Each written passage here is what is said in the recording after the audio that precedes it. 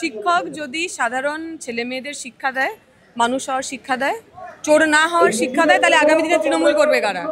তৃণমূল করার জন্য তো কিছু অশিক্ষিত, কিছু যারা পড়াশোনা না জানা, কিছু যাদের অন্য কিছু করার মতো জায়গা নেই, সেরকম লোকজন দরকার। নাহলে তো তৃণমূলটা চলবে না। তৃণমূলের গুন্ডা, তৃণমূলের বোমবাদার লোক সাপ্লাই হবে কি করে?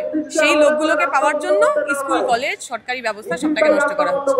মমতা বন্দ্যোপাধ্যায় বারংবার যখনই সংবাদ মাধ্যমে বলেন এই চাকরি দুর্নীতি নিয়ে বা এই চাকরি চলে যাওয়া নিয়ে, তিনি বারংবার বলেন যে তৃণমূলের জন্য বা সরকারের জন্য চাকরি যায়নি, এই চাকরিটা গেছে সিপিএম এবং বিজেপির জন্য, বিশেষ করে বিকাশ রঞ্জন ভট্টাচার্য, ফিরদৌসী, এই সমস্ত আইন। মানে বিকাশ রঞ্জন ভট্টাচার্য তো লোককে গিয়ে বলেননি তৃণমূলে যে দাদা আপনি প্লিজ গিয়ে একটু ঘুষ নিন যাতে আমি আপনার বিরুদ্ধে কেস করতে পারি, এরকম কথা তো ফিরদৌসী গিয়ে বলেনি। তৃণমূলের নেতা আপনারা প্লিজ দোকান খুলে বসুন, টাকা নিন, ঘুষ দিন, লোককে মিথ্যে চাকরি দিন যাতে আমরা মামলাটা করতে পারি। এটা উল্টোটা, ওরা চুরি করেছে, ওরা ঘুষ নিয়েছে বলেই তো এতগুলো মানুষ ডিপ্রাইভ